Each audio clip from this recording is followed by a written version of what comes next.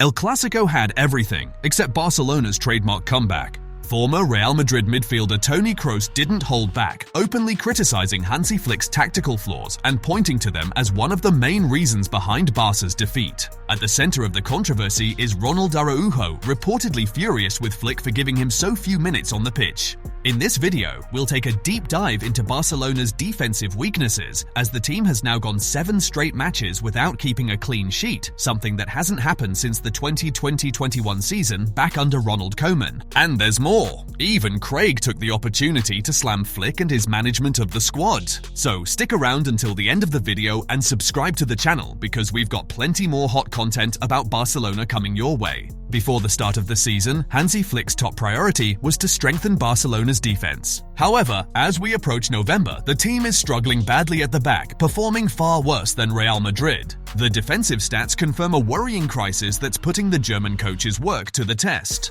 According to Mundo Deportivo, Barcelona has conceded goals in 7 consecutive matches across all competitions. During that stretch, they faced Oviedo, Real Sociedad, PSG, Sevilla, Girona, Olympiacos, and Real Madrid, allowing 12 goals in that run and 16 in total this season. To put things in perspective, after 13 matches last year, the team had only conceded in 3 straight games. Now, it's a completely different story. Honestly, when I sit down at a bar to watch Barca play, I already know we're going to concede. Flick's high defensive line just isn't working this season. The system is fragile, exposed, and vulnerable, constantly leaving the team in trouble. This worrying trend reflects the growing instability in Flick's setup. The high line and pressing style, core elements of the German coach's philosophy, often leave the team wide open whenever the collective pressure breaks down. While the intention to dominate the field is clear, the execution has failed. I think from Barca's perspective, the creativity will come back. Players will get better, players will come back, but what about the back four? Will they be able to get that right? If they don't, they're unliable to be successful. For Real Madrid, after the Madrid derby, the beating they got from Atleti, this was a big day and their big players all showed up. But I think Real Madrid were the better side, they were the better organised, they were the bigger threat, they created more chances with much less of the ball, and I think deserved the 3 points. Opponents who bypass Barcelona's press are finding space far too easily, as seen in recent matches against Sevilla, 13 shots 5 on target, Girona 8 shots 4 on target, and Real Madrid 23 shots 10 on target. Injuries have also forced Hansi Flick to constantly shuffle his back line, with 7 different defensive combinations already used this season. The most recent setup, featuring Jules Kounde, Pau Cubarsí, Eric Garcia, and Alejandro Balde, has brought a bit more continuity, but the absence of Íñigo Martínez is still being felt heavily within the squad. Although Íñigo Martínez's departure drew plenty of attention, Jules Kounde's dip in form has been an equally troubling issue for Barcelona. Once a defensive pillar under Hansi Flick, the Frenchman now looks far from the level that once made him indispensable. Last season, he stood out for his consistency, versatility, and confidence, forming with Lamine Yamal a key partnership on the right flank that balanced solid defense with attacking support. Unfortunately, the 2025-26 campaign has been anything but smooth for the French defender. Injuries have disrupted his rhythm and confidence, and his struggles were evident again during the El Clasico defeat. Kounde had great difficulty containing Vinicius Jr., who repeatedly exposed him with speed and sharp movement. He looked hesitant and out of sync, a recurring theme this season. Part of his decline can be attributed to Barcelona's ongoing instability in building a cohesive defensive structure.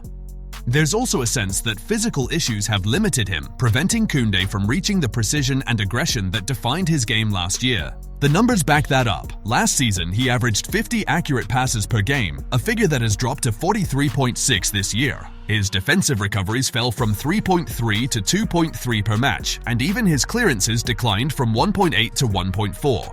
These may not look drastic on paper, but they clearly reflect a player off balance. Flick's challenge now is to restore Kounde's confidence and fitness before the season slips away, because when Kounde is at his best, Barcelona looks like a completely different team.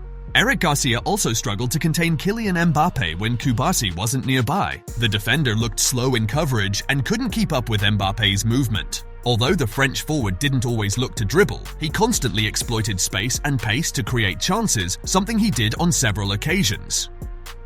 Former Real Madrid midfielder Toni Kroos offered surprisingly sharp insight from Barcelona's perspective after the game. On his podcast Einfach mal Lupen, Kroos openly criticized Hansi Flick's tactical approach, suggesting the Barca coach made key selection errors that handed Real Madrid the upper hand. He specifically questioned the decision to start Eric Garcia in central defense. "I don't understand why Eric Garcia played at centre-back. He's a bit better on the ball than Araujo, yes, but Araujo has the physical strength to track opponents more effectively, especially when defending high up the pitch. He would have been perfect for that kind of game and that opponent. I really don't get it." The German legend argued that leaving Ronald Araujo out was a gift to Real Madrid, as their attackers, particularly Kylian Mbappe and Vinicius, found it much easier to exploit Barcelona's slow backline. When you have Mbappe and Vinicius up front, you need someone who can match their speed. Araujo can do that. I was really surprised he didn't start.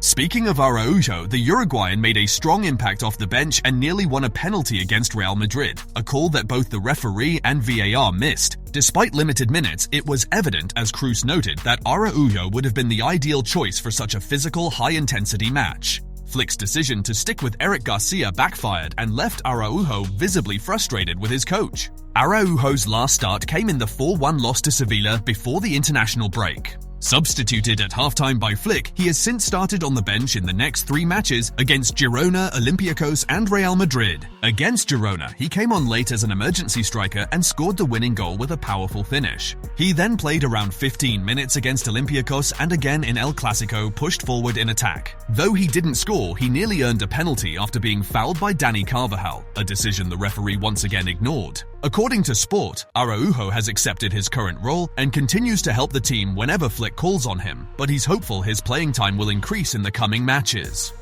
It was Flick who asked Araujo if he felt comfortable playing as a forward in the match against Girona. The Uruguayan said yes. He told the coach and the club that he's available to help in any way needed, whether as a defender, striker, or even goalkeeper, sources close to the player revealed. Araujo has accepted the role he's played in the last 3 matches, but according to reports, he's not entirely happy about it. He wants more minutes, especially since his performances have been solid whenever he's been on the pitch. He feels strong and ready to play more. Even though he fully respects Flick's decisions, he believes he can contribute much more to the team, those close to him added. At 26, with considerable experience in the first team, Araujo has become a key leader for Barcelona's younger players, leading by example on and off the field. He continues to embrace his role, support his teammates, and play wherever Flick needs him.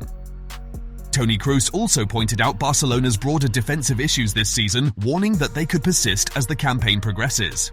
"I said at the time that Íñigo Martínez was very important. Last year, he was Barca's best defender in terms of passing. He wasn't the fastest, but he was a great defender and excellent in build-up play. Against Real Madrid, his absence was felt when the team came under pressure. They didn't replace him, and now they're paying the price," Kroos explained, highlighting the void left by Martínez's departure. Still, despite his criticism, Kroos remained optimistic about Barcelona's potential recovery. He reminded listeners that injuries and Flick's suspension significantly weakened the team during El Clasico. It's fair to say Barca came in very short-handed, from the goalkeeper to the coach, since Flick couldn't be on the sidelines. They were also missing key players like Rafinha, Dani Olmo, and Lewandowski, which makes a huge difference in a game like that. "I'm sure they'll bounce back," he concluded.